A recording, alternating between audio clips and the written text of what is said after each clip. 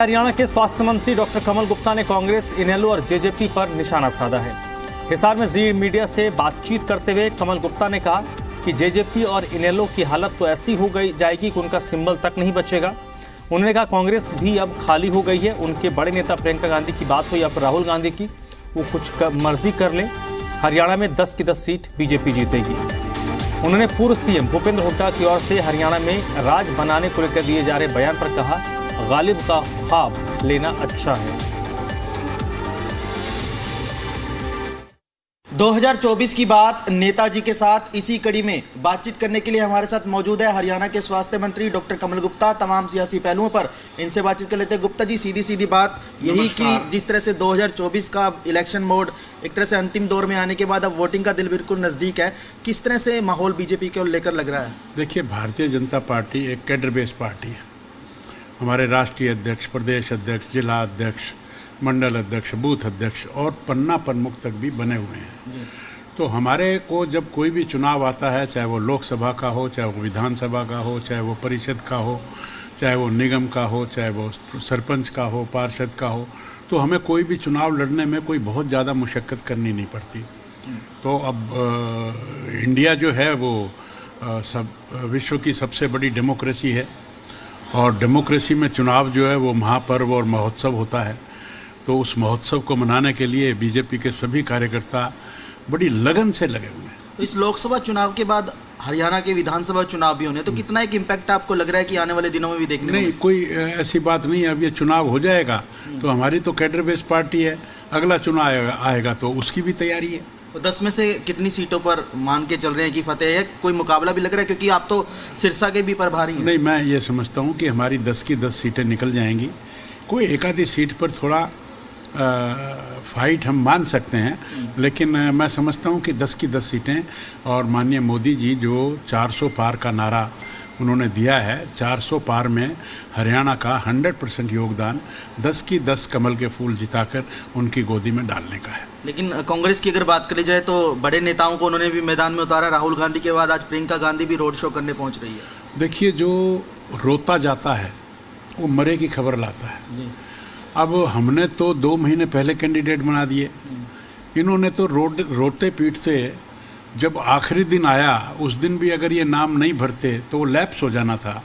तब बड़ी मुश्किल से वो कह रहा था कि मैं ये चुनाव नहीं लड़ूंगी, वो कहता है कि मैं एमएलए का लड़ूंगी। इस तरह के काफ़ी इफ एंड बट्स में उन्होंने बड़ी मुश्किल से रोते हुए कैंडिडेट्स को चुनाव में झोंका है, ज़बरदस्ती झोंका है।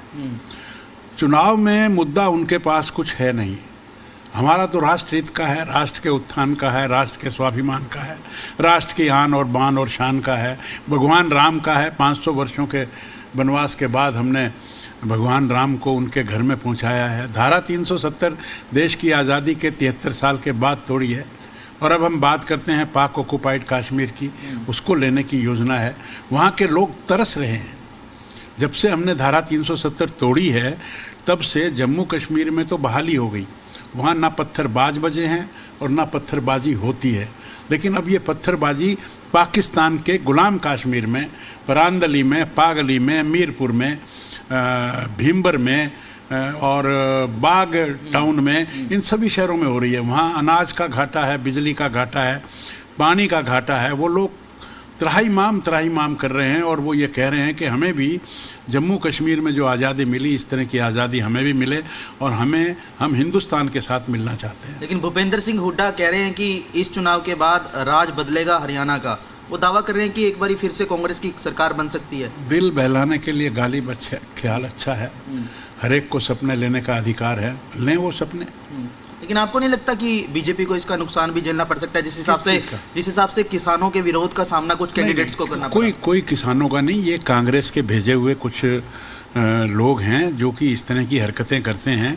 इनको ये समझ नहीं है कि डेमोक्रेसी में हर एक को बोलने का अधिकार है, और आप सिखा कर लोगों को हमारी रैलियों में हमारी जगह विरोध करवाते हो तो ये डेमोक्रेसी के नॉर्म्स के खिलाफ है ये काम। लेकिन आपकी सहयोगी पार्टी जेजेपी की बात कर लेते हैं, वो भी कह रहे हैं कि अब की बार मोदी ने जो सपना दिखा रखा है 400 पार का, वो 200 पार भी नहीं होगा। नहीं, वो क्या बोले, साहस तो बोले सो बोले, छलने भी बोले, जिसमें 36 छेद।